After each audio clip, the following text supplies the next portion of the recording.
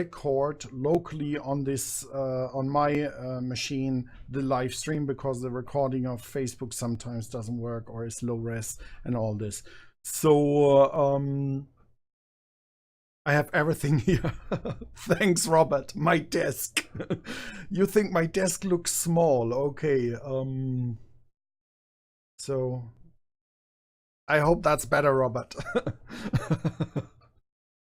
Okay. Don't distract me with such stuff. I'm so easy to distract. So this is the setup. I'm doing everything on one machine. So keep in mind, I'm streaming live to Facebook. Facebook is sending me back the stream for whatever reason. And I have 3D Studio Max running, capturing and videos and all these things.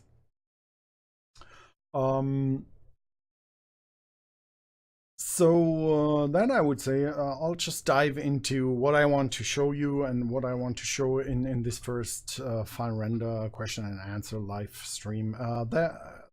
I want to do some more videos, so we will do other videos as well that go deeper into the finalRender thing. So this will be a short overview, what the idea was and what we are doing. So let me just switch to my full screen 3D Studio Max. So the first thing with finalRender, what we did is we created a new renderer. So yes, you might ask, or people might ask, why another renderer on the market? There are so many renderers out there, but we think there's nothing like finalRender out there.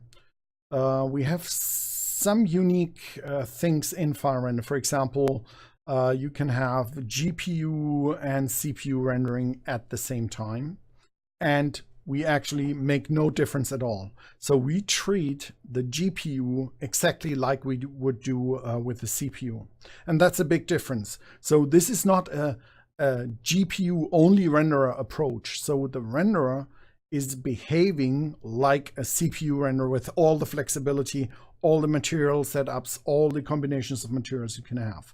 So that's a huge difference, and I will try to explain and repeat myself all the time about this unique, important difference. So our approach was not how can we flatter the GPU and do everything special so that the GPU gives you the most speed. If you want the most speed with less flexibility, then finalRender is not the renderer for you. What we did is give you all the flexibility. Just make it behave like a CPU render like you're used to, but still make it work on GPU. That's what we do. And we think we are prepared for future upcoming generations of GPU hardware, and you will not need to learn new things or buy a new renderer. finalRender will just grow and expand with the upcoming hardware generations. Hello, Marcus. So saying that, we have some other things where we think we are really unique. And one thing is the control, or how complex or how complicated it is to get into finalRender. So what you see here is all the controls you will ever need for finalRender. So what we try to achieve is what every renderer developer tries to achieve is the one button render solution. And we are very close to it.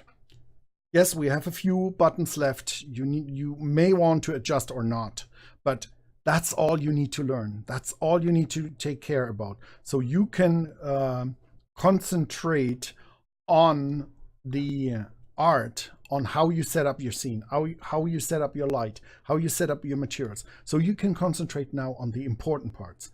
There's no need to learn complex things in a renderer. And why is that? Because we are using unbiased rendering. So what we do here is, with this rendering method, is we shoot out random rays into the scene without any preference to any direction or anything. It's random rays. And the physical accurate theory is, if you use enough rays, you will get what Mother Nature does. And that's exactly what's happening. If you shoot out enough rays, you get the reality, the realistic result. The only problem is you need a lot of rays to do that. But the good thing is you don't have to care about anything. It just works. And we are close to this one button render thing. So that's all the stuff you need to learn, and it's very easy. And as I said, you can concentrate now on your scene setup, on your lights, shadows, materials, all you want to do, the important stuff. And for the render, you just press render. We are CPU and GPU, so we do support render elements. Everything we support in the CPU is also working on the GPU. That's also a very important and unique thing. Unlike other renderers that give you restrictions, you can't do that, no, you can't do that, no, you can't do that. Everything you see in finalRender, you can do in the CPU, you can do in the GPU. There is no restriction. So everything that works in CPU works in GPU. No restrictions.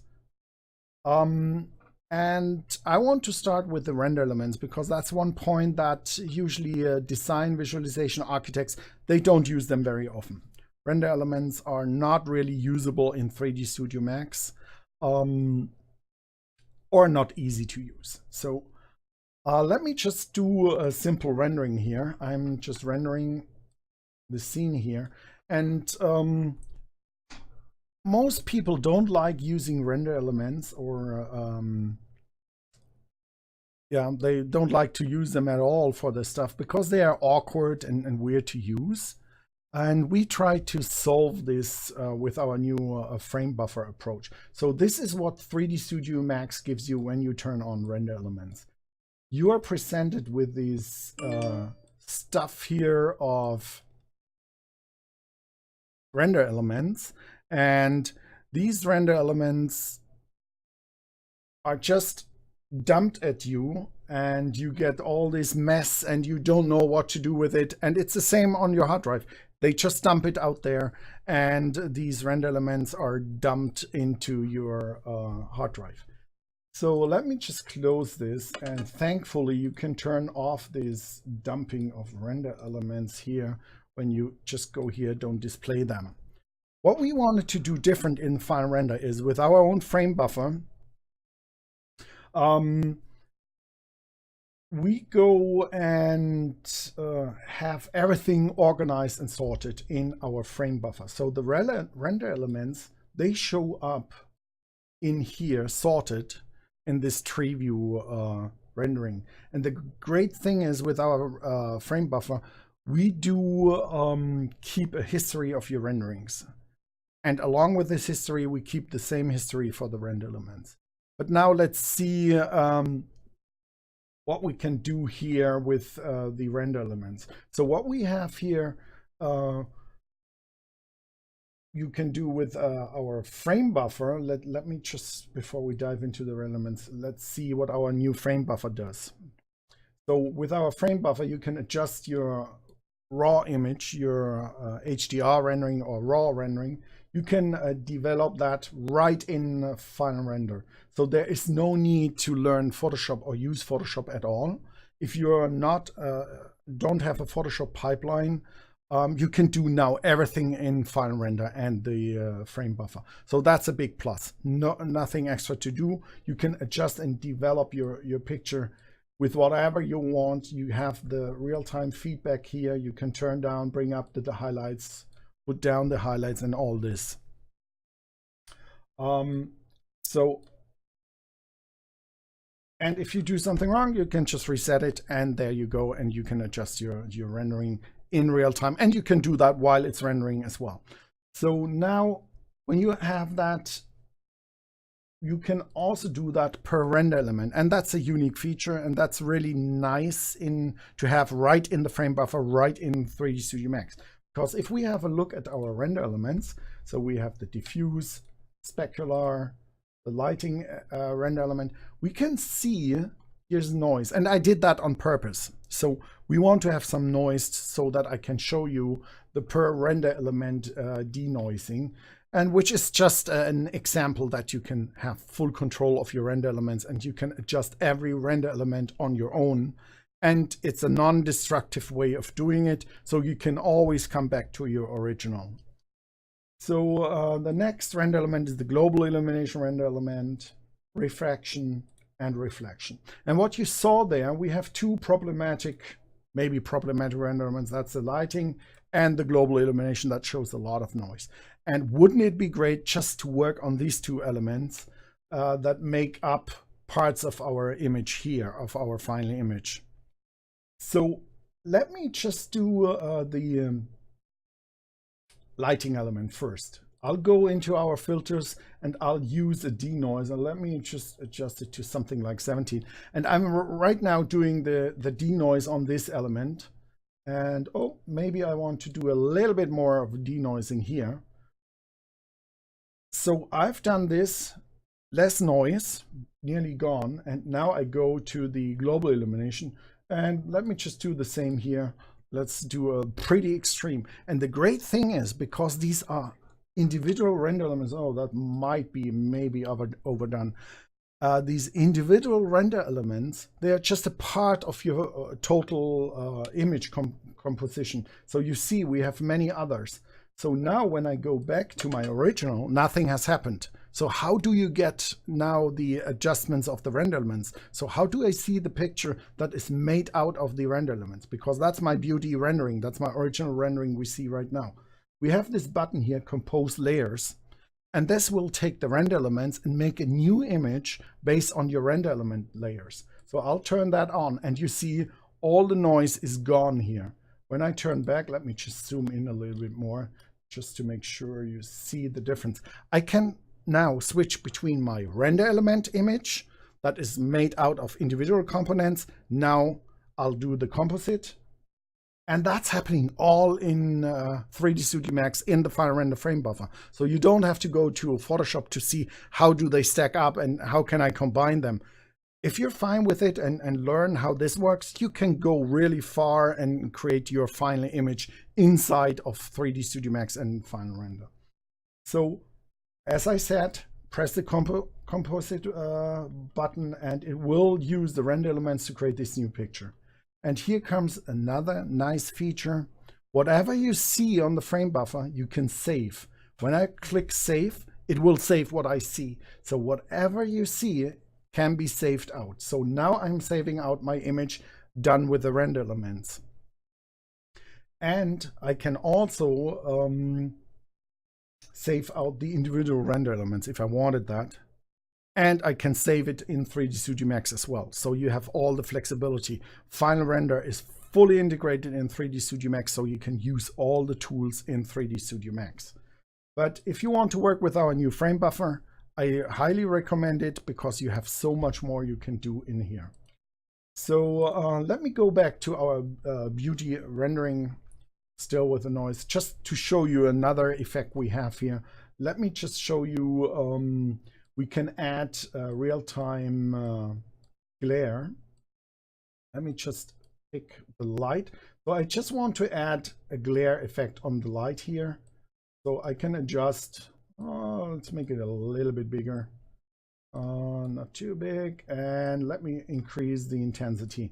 So we can do these kind of adjustments as well in real time. And you can do it after the fact, so you can adjust it to your liking. Okay, here's a question from Fabian. How would that workflow work with animations? We do support animations. It would show up as your individual frames, everyone nicely organized with the render elements. So you have full access to each individual frame and the render elements. And we have an unlimited render history. Let me just bring up another rendering that shows you that we keep track of every rendering in here. Okay, now I get a question here. I see with the why didn't we use buckets and why do we use the progressive full screen thing? Actually, you're right. With buckets, you could save a little bit of memory if you're rendering. But for the GPU, how we implemented it, we do it the progressive way so that you see instantly the full result. it's kind of a balance. We will see how we develop fR-Render in the future, but right now I think it's much better to have a overview right away, and it gets finer and finer, and you see instantly your whole scene. I think it's a much better approach. We do not have multiple render regions right now. You can use the render region if you want. So we do support render region like in 3D Studio Max. It's supported from the render dialog, but we don't have multiple render regions yet. Okay, let me go back. So we have this multiple render history here. Let me just do another rendering so that I can show you how this works. So I'll have this new rendering in here. So we now have done three renders, and each of these renderings has its own settings here, where we can adjust our parameters and exposure settings and everything. So if I would go in here and adjust the exposure, maybe like this, highlights down and something like that, I go back to my other rendering, I can do a different exposure, and it all keeps track of your settings you have done. So it's non-destructive. You can always go back to your settings you've done for each individual render element, each individual rendering. Oh yes, Marcus, we will consider that. This is our first release of fR-Render. As I said, as we see it now with these unbiased, it's a brutal unbiased approach. This is our first step, and we will get better and better over time. But this foundation we have laid now is giving us so much advantage in the future. We are already working on new things, speed ups and other stuff. So I will show that in a second what we can do already, and for sure we will look into these things. Okay, these render elements, let me just bring up another scene where I want to talk about finalRender. Let me just repeat a little bit for those who came in later.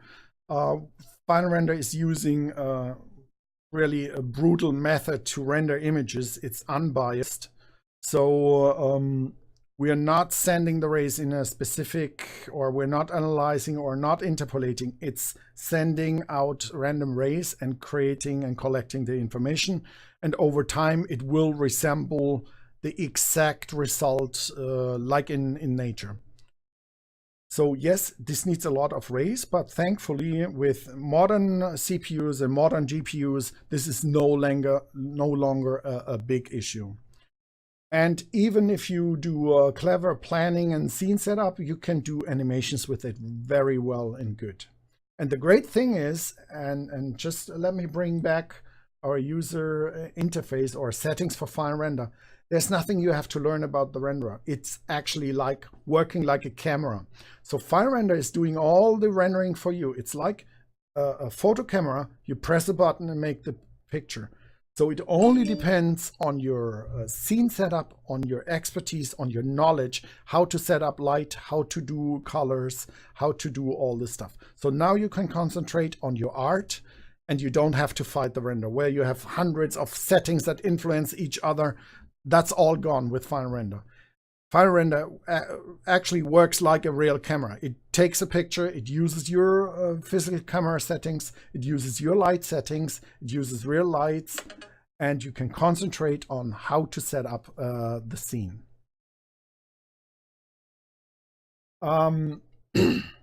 So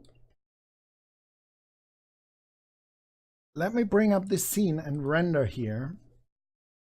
And as you can see, we keep track of all our rendering history, so you can even change your scenes and still have access to your old renderings. And you can load in renderings as well and make it part of your render history. So you can load old renderings and keep them in here. So what we have here, let me just stop that here. A classic thing. Let me just turn off this one here. I don't need that much. Let's go back to a 64. And we have here a classic rendering of tests usually you do with global illumination renders, where you have a small slit where light comes in and you want to illuminate the whole room. So what we can do here is we can get the light really nice inside the room. And we did a little trick there. So we help the renderer, even though it is not biased. It's kind of, so now we start to have this gray zone. It's still unbiased, so whatever is happening in the camera view is unbiased. We shoot rays by random. But what we do here is we hit an object, and let me just bring back the scene. We hit this object, and that's not an area light, so we didn't trick or fake the scene. What we have is a standard daylight system. This standard daylight system is from 3D Studio Max. So let me just show you that there's nothing fishy going on here. I use a standard daylight system with a finalRender sun. That's the only difference. And an important thing that's a little bit unusual or unique for finalRender is that we use a unified sky model. It includes sun and sky. So that's a little bit different from what you might have known from 3D Studio Max daylight system. So our sun includes the sky, and you can't differentiate it. If you want to set up the sky different, yes, you can do that, but you have to go to your sun setting, not to your sky setting. And this has to do with internal craziness of 3D Studio Max. Don't ask why it's this way. It's this way because we wanted to have it integrated. We didn't want to do an extra daylight system, so we support the standard daylight system. If you want to have it separate, you can use the max sun and max sky, or mental ray sun and mental ray sky. We support that. No issues at all. So if you have an old scene, it will still work as you have set it up. But we recommend, if you want to have physically accurate sky simulation, use our fR sun. And our sky is calculated in a very unique way. We use a spectral wavelength rendering technology. So light is treated as spectrums, light spectrum. So white light is made out of multiple spectrums. So our sky model is really ultra realistic, and it uses the wavelengths that go through the sky and calculate the colors of the sky and sun. Here is our fR sun, and as I said, we have show the sky background if we want that, and we can adjust the sky. If you don't want to have the sky visible, you can turn it down and make it sky multiplier to 0, for example. So whatever you want to adjust here. So we only have this as a light source. So the light comes through this little slit in the room, and we want to catch the sky. So what we did here is we didn't use an area light to fake it. What we did here is we are using an area light as a helper object or guiding object, where we set it to sky portal. So what happens now with an unbiased renderer, it shoots random rays, but when it hits this object, it knows it is the sky. So then we can do some shortcuts, and this gives us the huge advantage. So let me just turn off this sky portal completely and see what unbiased renderer would look like. And you see, painful. It is painful, but that's how it would render it in reality. So unbiased means it needs to bounce around, and the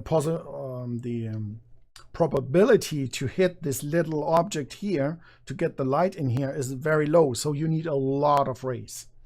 So in these kind of situations that are very often with architectural stuff or fancy art stuff, it's a good idea to just help a little bit the render engine and just turn it on.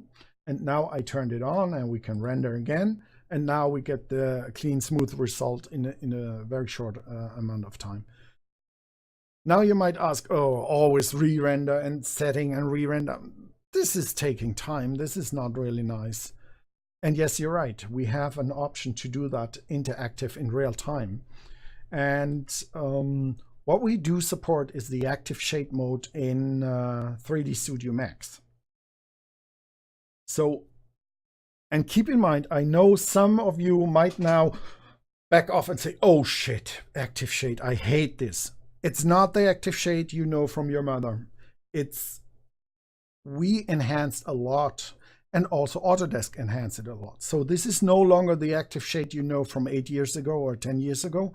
This Activeshade actually works, and we made it work even better in finalRender. I would say, and I'm really confident about that, finalRender gives you the best interactive action with Activeshade. So you can model new objects, you can move objects, you can change, you can even move the animation slider, the frame slider down, and it will update interactively. You can move lights, switch lights, change materials. You can do a lot of crazy stuff in finalRender and it will still work. However, keep in mind, Activeshade was always a little bit forgotten by Autodesk. So it is really a little bit work in progress from Autodesk side, and we are working with them together to get what we wanted it to have. So it's very stable. Still, it can crash sometimes because Activeshade and 3D Studio Max multi-threading, it's not always happy. Sometimes messages are sent around and updates are not synchronized, and you get some fancy, ugly results. But as I said, we got it to a point where it's really amazing. I could work hours in Activeshade, modeling, moving stuff, adjusting lights, adjusting samples, and all this kind of stuff. So all you need to do is switch to Activeshade, pick your finalRender, sorry, and there you go. It's the same finalRender, by the way. So there's no difference. finalRender is finalRender. Activeshade gives you the exact same result. There's no difference. It's the same render. And the thing that happens is it opens the Activeshade viewport and we get these Activeshade updated here. So right now, as I said, it's the same render. You get the same result. Now the cool thing is we can turn it off, for example, and you see instant feedback. I click the button, instant feedback. You see the result. I'll turn it on again, instant feedback. So that's much better than before, where I just press render, it transfers the scene, all the blah, blah, blah again and again and again. Activeshade is beautiful, especially in finalRender. We made it so responsive, and it supports so many features in there. So even when we do things that are a little bit crazy, for example, let's move these sky portal down a little bit. And you can start to see, okay, that's working. Let's do it even more crazy. Let's adjust right in there the size parameter of our sky portal. So what we are doing here is in real time, we are adjusting the sky portal, and I'm moving it down to the edge, you can see. So what the sky portal does is it tells the render, hey, here you see the sky. So the important part is when you look in the viewport down here, as long as we see the sky portal, the renderer will assume, oh, I can see the sky there. Even though it's not an opening or anything. We just tell the render, hey, here's the sky. So what we can do now is I can move it outside of my room and it's dark. So when you try to optimize your scenes with these kind of tools, keep in mind the light portal needs to be visible in your camera. And as long as your light portal is visible, we can do the magic. So again, and you can adjust everything in here. It will update accordingly, and it will update in real time what's happening here. So that's a really powerful, unique feature we have here. And as I said, I love this Activeshade thing.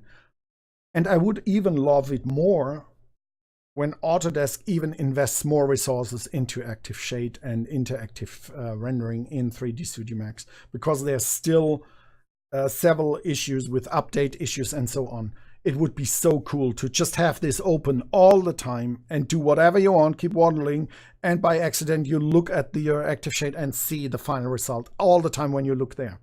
So that would be cool.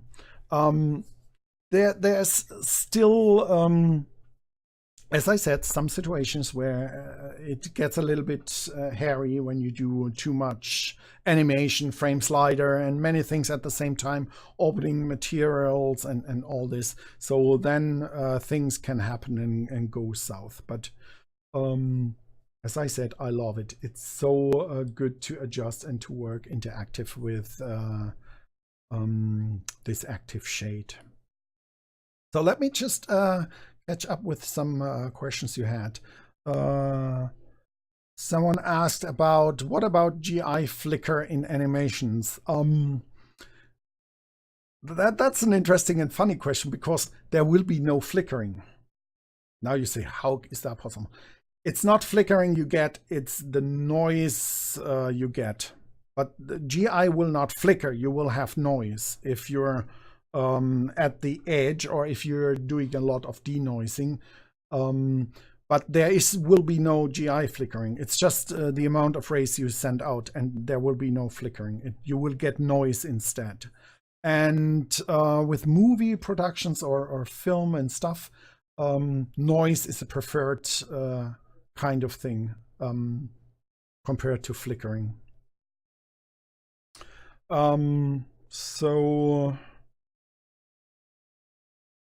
Yes, there's a question if we have a denoiser. Yes, we have a denoise. Right now in the version we release, we have a denoise in two ways. We have a full scene denoise. For that, let me just bring back the old scene where I did the denoising, so that I show you. We also have, I didn't show that in the first run. Let me just render this with the render elements.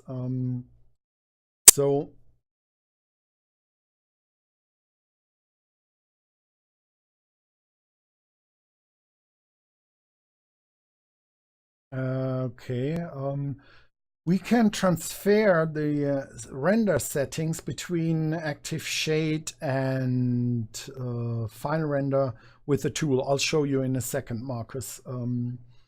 So denoise, what I showed before, I guess you came in late, and this is why you ask about the denoiser. We have a denoise built in, so we can denoise the beauty. This is the rendering now, and as you can see, there's a lot of noise. When you do it on the full image, the result, let me just increase it a little bit, is not really nice, because it denoises the hell out of it. So right now, for full scene denoising, it depends on the scene you have. This kind of scene is just doesn't work. It's shit. So it looks crap. So denoise is failing here really bad. However, it was never meant to have a full scene denoise after the fact, because you're always faking it. You're always trying to reconstruct information that is just not there. So the idea we have is use the denoise in the render element or per render element. And this is what I showed before. I'll just repeat it here for a short amount of time. So you would go into the critical parts, like the GI, for example, and the lighting, for example. You would just do your denoising per render element, and there the denoise makes a lot more sense. Let me just pump this up a little bit and get the denoise here. And the same for the global illumination. I turn that on. And now I've done the denoise only in the render elements, not on my beauty path. So everything else will be untouched and just working nice and fine. So when I compare now my render element denoise, you see it's clean now. It's so nice. It removed the noise. And I created a lot of noise on purpose. So here you can decide where you want or where you need the denoise most. So it's a much more better way of denoising, and then you need to do the render element. And And then you might think, oh, how do I know what elements I need to get this, what you are showing here? It's all cool, but I don't know how to do the render elements. Let me show you something. Let's just start this from scratch. I'll just delete the stuff. So I deleted all render elements, nothing here. So how do you know which elements to use? So how about you just press a button and you're done? So did you see what happened? I press the button. I get all the elements to create out of individual layers to create a new beauty based on the render elements. So what I did here is just press a button and it creates all the render elements for you. It can't get easier than that. And then you just press render the scene, and you will get all your render elements. Right now, the render elements are all created for a complex scene, so it has self-illumination in it, subsurface scattering and all this stuff. We don't need that, but it doesn't matter. You can just go through your render elements here, and you will see it has all the render elements you need. Some of them are black because there's no information, there's no effect in there. Global illumination is still there, reflection is still there, subsurface scattering has nothing in there. So that's how you work with finalRender. It's easy. It's really, I think we have, especially for the beginner who is going into the design visualization, who wants to create really amazing pictures with higher quality than he has right now. We give him here new tools, easy to understand, very fast to learn. And I think that's a huge advantage we have here in finalRender. And let me just get a scene, another scene where we can adjust a little bit of material so that I can show you the effect, the real-time updates in. Just go there. So we ship, when you get even with the demo, we ship several scenes that you can try out and test on your machine. It's in your 3D Studio Max scenes folder, and we install finalRender and finalTune scenes. finalTune is still part of finalRender, so you can also do non-photorealistic rendering here. And so let me just bring up a little bit a heavy scene here. And in this scene, what I did here is I created caustics. These kind of caustics are pretty hefty because we use spectral wavelength rendering. That means dispersion. So these glass blocks have dispersion. And they will create the rainbow colors and all this stuff. So let me just show you how this works here with unbiased renderer, because with other renderers, let's just make sure we don't overdo it here. So we have everything on the screen, and let me just start the rendering here, and you will see what I mean. So what's happening here right now, and keep in mind we are rendering with a CPU and GPU at the same time.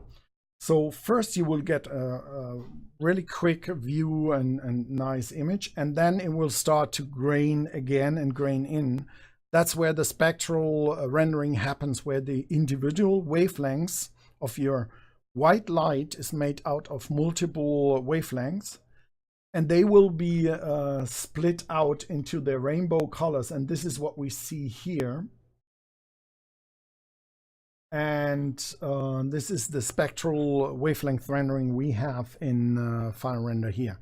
So what we are doing here is GI caustics. So you get these caustics, if you set up the scene right, you get these caustics on the go. They will happen naturally, and they will happen in an exact way as they would happen in reality. You can adjust the material properties.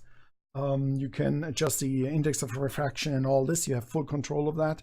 But to clean this out, you need to have several passes and iterations.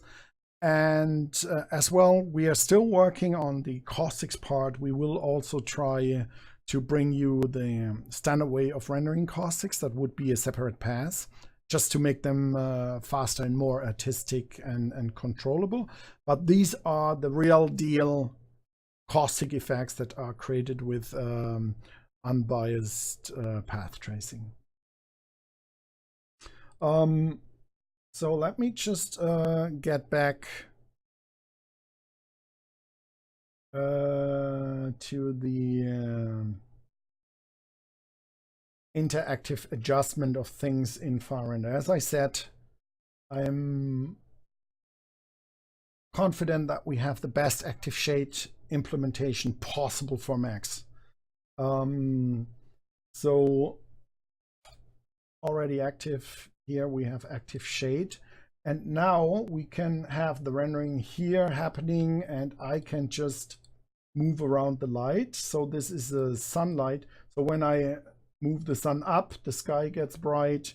When I move it down, the sun goes down and the sky gets darker. Keep in mind, I'm streaming live, so as I said, I'm doing everything on the same machine. So that's working beautifully. You can adjust everything. And the same for the camera. If I want to change my camera view, it updates the camera. And even in animations, when I do, and that's really a unique feature. I'm doing that, and not guaranteeing that we won't see a crash, but I'll just show you how nice and stable we got that. I'm just animating the camera here. So I did the keyframe. I'll jump back to the camera, and now when I move the frame slider, you will see the update. You see it in the horizon. I'll move the frame slider, and you can see real-time update here. So with the full scene, every crazy madness going on with unbiased tracing, ray tracing and everything, you can animate and you can do a lot of stuff. And that's the implementation of Activeshade we did, and we love, and we think the user needs to have that. 3D Studio Max, and I'll repeat my plea to Autodesk, they need to invest resources in Activeshade so that the programmer's interface gets better, that the stability gets better. It would be so amazing to just have this rendering open all the time, and you see your stuff pop up. You keep on modeling, keep on adjusting, and you just have a look on your second screen and just always have your rendering there. And we got it really far. So as you can see, I can move the frame slider here. It updates. It does it. Try to do that with any other renderer or with any other Activeshade implementation. It just sometimes doesn't update at all. Gives you strange things. You have to press update manually and all this. There was the question what type of GPU I'm using right now. Let's have a look. So these are the controls for the GPU settings. Right now I'm using a Pascal CPU. I can use my display card as well. And I'm using a 24-core CPU as well. So you can adjust whatever power you need for your task. So now let's see if we can adjust materials. So let's go into the materials. We see if that is our material. So the same deal here. If we adjust materials, I'll just turn down the reflectivity. You see it instantly reacts to my changes here, and I'll bring up the reflectivity. Or let's just work a little bit on the glossiness, which is always hard on renderers. And you see now I have a blurry mirror reflection here, and it just changes how you work when you can rely on Activeshade. And as I said in my other stream, I had it running for hours. I just forgot about it, and I had it running for hours, adjusting scenes, moving objects around, and all this kind of stuff. And it just works beautifully. Let me just pick my FR light here. And the same goes for the light. Let me just bring that down to 0. And you see instantly we have the light no longer affecting its surrounding. And when I pump it up, 500, you see it gets brighter. And let's just move it up to 1000, 5000. and it gets brighter and brighter. So you can interactively change the illumination levels and you will see it instantly. And you can do that with every aspect of your materials. Another thing that's really nice is you can, as I already showed, animate everything and it will update in here.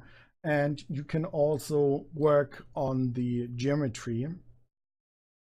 So if we wanted to change, that's just holy now.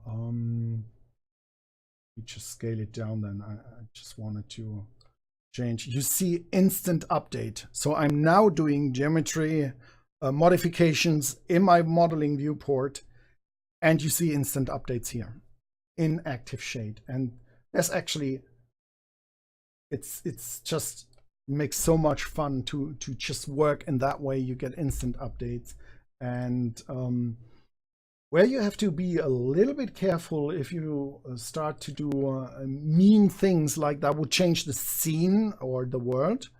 If I were to hide this ring, for example, I took away geometry.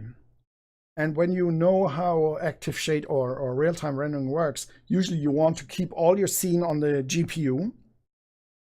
And you don't want to change it. You want to change individual parameters, but you don't want to upload new geometry, download new geometry. And it can get messy if you start hiding objects, hiding faces and all this. So there is still an issue there, especially in together with 3D Studio Max. But as you see, it's so nice and stable. I can unhide it. And there we get these little things I was talking about. So in that case, you would just go and restart your Activeshade. So most of the time it just works beautifully. And we will keep on enhancing it. We will keep on hammering our Autodesk to get Activeshade even better than it is right now in this state. So I'm reaching already my end of the stream. It's already been a very long stream. Let me just see if there's some questions left. If you have one more important questions, post it now. I will soon stop this stream. Yes, Tom, I think that's where we need to go with this real-time update. Let's see. Oh, displacement and Activeshade, you mean? So the question was, how good is it working with displacement shader and Activeshade? That's the thing that's mean for Activeshade, because you're changing geometry, and that's never a good idea. You can do it. I've done it and adjusted it, but as you've seen right now in the live presentation, it can go sometimes south because of 3D Studio Max and update and messaging issues that's internally. So sometimes it can just not update right, or it crashes, but it's possible. We hope to increase or make that better in future releases there. Okay, Joe Scar, thanks for reminding me about the licensing. So we think we have the best and simplest licensing on the market. We have finalRender on subscription, very cheap. It's $2.95. It's cheaper than going one each month having a pizza. So there should be no argument about the cost at all. It's really affordable. Then what we have is, with this workstation license, you can work on a workstation. You can have as many cores as you want on your CPU. You can have up to 2 CUDA devices there. And you can have a total of 3 cards in there and 2 CUDA devices. So with one license, you can work on one machine as much as you want. Then we have one unlimited network license, and you only have to buy this once. Another $2.95 subscription. Then you can have as many machines as you want with the same thing as the workstation. And then we have a third option, unlimited GPU. You can stuff in as many GPUs as you can connect to your workstation. So you can have a PCI extender with 12 GPU cards, 100 GPU cards. This license will support it.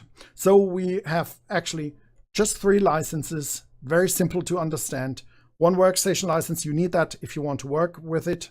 We have one unlimited network license you need for all your network, any machines in your personal network, and one unlimited GPU license, all the GPU cards you can ram into your PC.